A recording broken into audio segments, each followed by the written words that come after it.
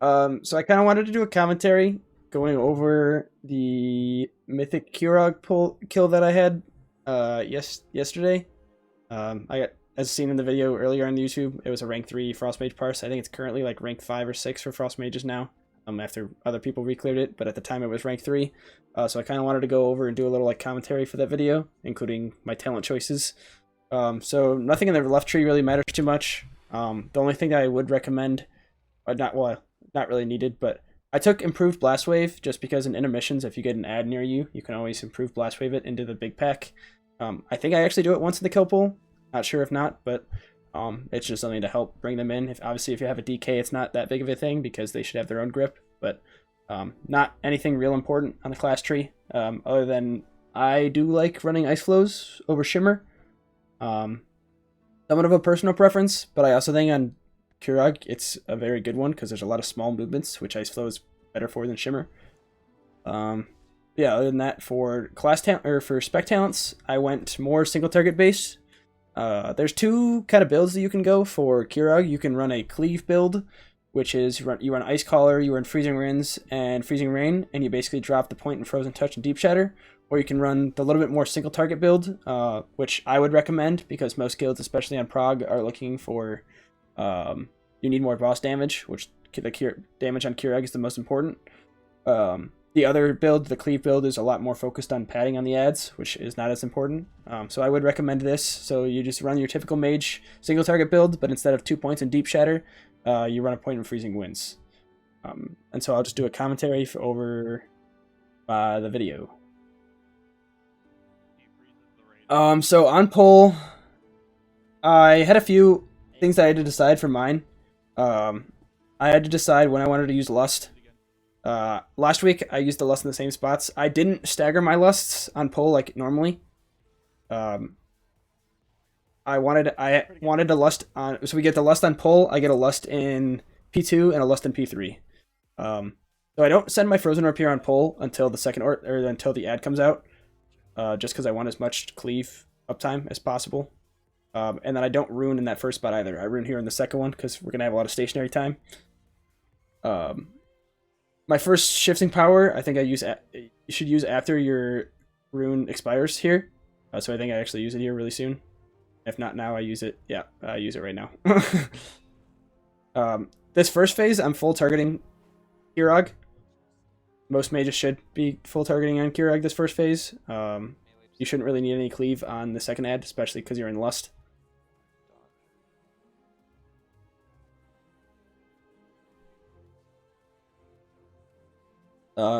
Take good note. One thing I wanted to note here is try and get your Icy Veins here on the left-hand side of where you guys are stacking, because if you put it right on where you're stacking, you might not be able to actually reach your rune from when you have to move to the left. So try and station yourself more to the left when you do it, and then you can move back to the stack spot. Here we're basically just hoping for procs. Nothing else that I can really do at this time.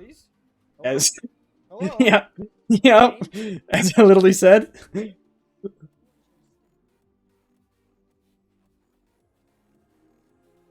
So again, I'm holding Lust here on pull. I'm not doing the staggered Lust like most boss mages would do. I am using the shifting power into a Winter's Chill proc, so you use your Frostbolt Flurry, and then you use one Ice Lance, and then shifting power. It's just min-maxing your damage, because your shifting power also procs off of your Winter's Chill. It also gets the crit. Here I'm holding Icy Veins because I want Icy Veins for intermission. I do use a rune, and I don't use my Frozen Orb either. I think it's kind of somewhat wasteful. Because in intermission, you always have the 2-target cleave with both the Thundering and the Fire ad. As you see, as soon as they get together, I throw my Frozen Orb. I do stand a little bit further back than normal. You're supposed to be stacked with all of them. I typically like staying further back, and if I get the Mechanic Searing Carnage, I just blink to the right. Luckily, I don't think I get it much on this pull.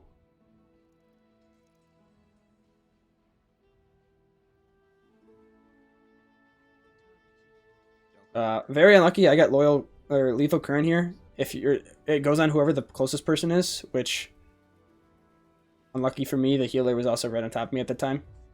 So that was a little unfortunate, but it worked out.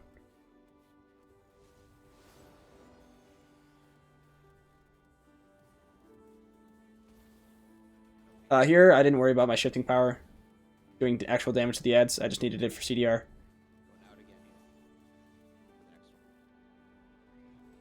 I haven't perfectly figured out the Frozen Orb timings. I think I messed up my Frozen Orb timings a little bit in P2.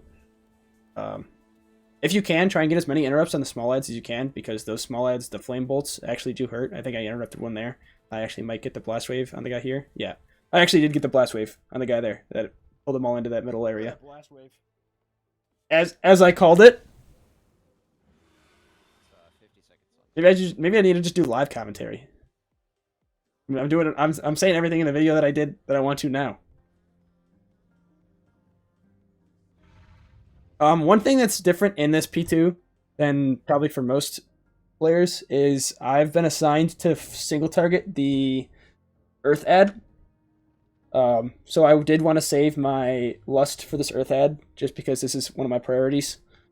No matter what, Cross Mage should get 3 lust in it. Whether you do the staggered lust on pull, your second lust will be during this phase as well, and then your third lust will be either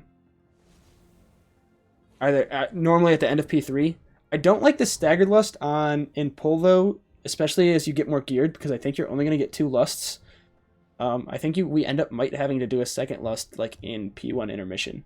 But for me, I'm lusting P2. As you can see, all of the weak auras with people saying yes, chef, because that's our weak aura. One thing in this phase, the first one you shouldn't need it, but with the bedrock or whatever it's called, the enveloping earth, you can use ice block and it takes the heal absorb off, which is very important. So here I'm saving my ice block, my frozen orb. There's a lot of pad you can get on the earth ads when they spawn, so I'm saving it for that. It's probably not great. I probably lost a frozen orb throughout the fight because I did hold it for a few different times. I also should not have shifting powered there. I lost a bunch of Fingers of Frost procs and overcapped on Flurry. Luckily, we got a overlapping Earthing Bedrock here. This is also one reason why I really do like Ice Flows. I can cast the entire time during this. If someone's running Shimmer, they either have to cast and Shimmer in, which sometimes is a little sus because they don't line up perfectly. Luckily, on this poll, they did end up lining up really well for us. So, like here, I'm short on my Frozen Orb just because I think I held it. I think I needed to just send it earlier in the one before, and not worry about doing it as soon as they came out, because I think I only get it at the very end of these ads. But now that obviously the big ad is dead, the Earth ad, I can go back to single targeting the boss.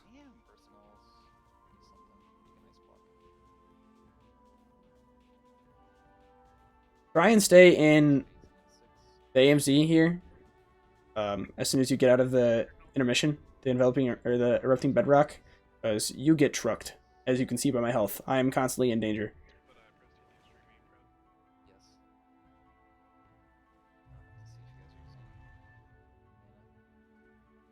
I'm also using the Desperate Invoker's Codex, which good in long fights, but also very risky because you can easily kill yourself. I'm only using it when I'm basically at full health.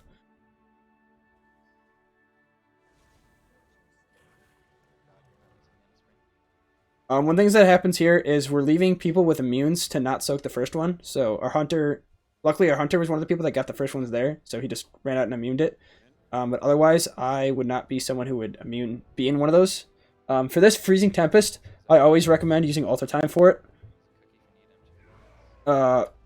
Alter Time right before it goes off, and then you can Alter Time near the end of it.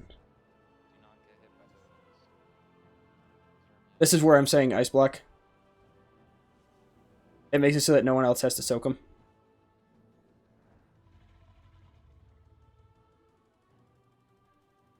I probably should have not shifting powered there. I should have rune powered into done all my spells into my icy veins and then shifting powered afterwards, because I basically lost my rune was already off CD. and I lost all of that shifting power production from it. So not great.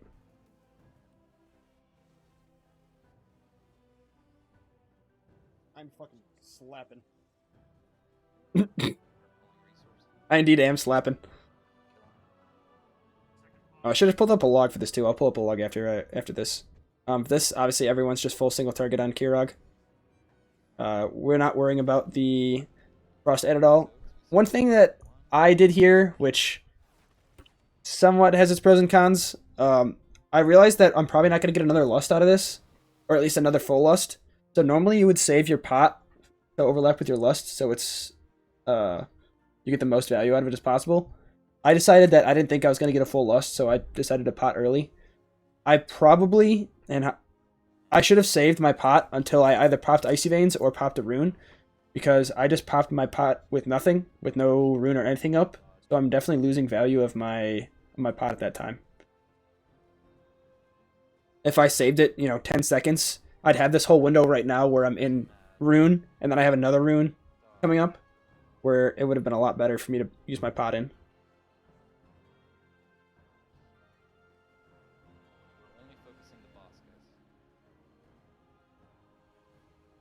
Again, I decided not to stack in these. It's at least just something our guild did, trying to have the people with immunes not stacking them. It wasn't needed for the third phase, but I just did it to try and help us in case I do get one.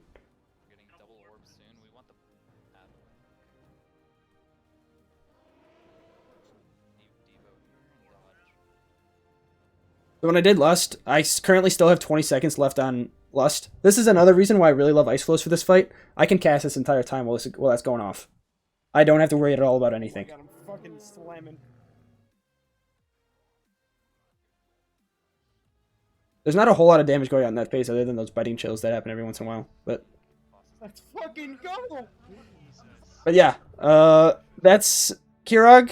For me, again, I lusted. We obviously get the lust on pull. I lusted P2 on the Earth Ad, and then I lusted in the final phase. I did, if I go back, right before he's dead, I still have... Oh, he just died there, so it's not going to show. I still have 5 seconds of time of hero up. So, I did obviously lose some value of a hero, so I am glad that I didn't save pot for hero. Although, obviously, it could have worked out, because I got the 30 seconds worth. But in the hindsight, I didn't really know what was going to happen. I didn't know what our damage was going to be like. We also lost 3 people in P3, so that probably would have even been less if we had everybody alive. So I'm gonna have to think about what I'm gonna do for these following weeks. I'm probably gonna end up lusting in the middle of the intermission, of P2 intermission, or sorry, P1 intermission. When the fire ad's getting low, just to try and actually get a third lust. But yeah, that is it for that. We can go look at the logs for that. I should have just had this pulled up in advance.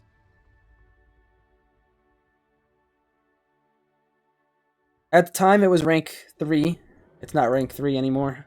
But Kurog damage, I wasn't top, but I was 5th. A lot of this is going to be different from me focusing the Earth Ad in P2. It was originally the job of me and all the Warlocks to focus the Earth Ad and cleave off of Kurog. During it, we ended up changing it so it was me and 2 of the Warlocks, and ended up taking one of the Warlocks off. So my Kurog's 5th damage, which I mean decent still. But Earth Ad, the Earth Rot Smasher, this is where I'm lusting. And as you can see, I'm smacking that ad. So this is where all of my damage in P2 goes. Which is needed for us, because you actually need some people focusing that Earth Ad down. And obviously the other 2 were Peter Porker and Michael, so they're obviously blasting too, but during that time as well, the damage to Kurog isn't great. But I mean, I can look, so the Earth Ad is up from 340 to 5. I can just look at the Kurog damage at that point.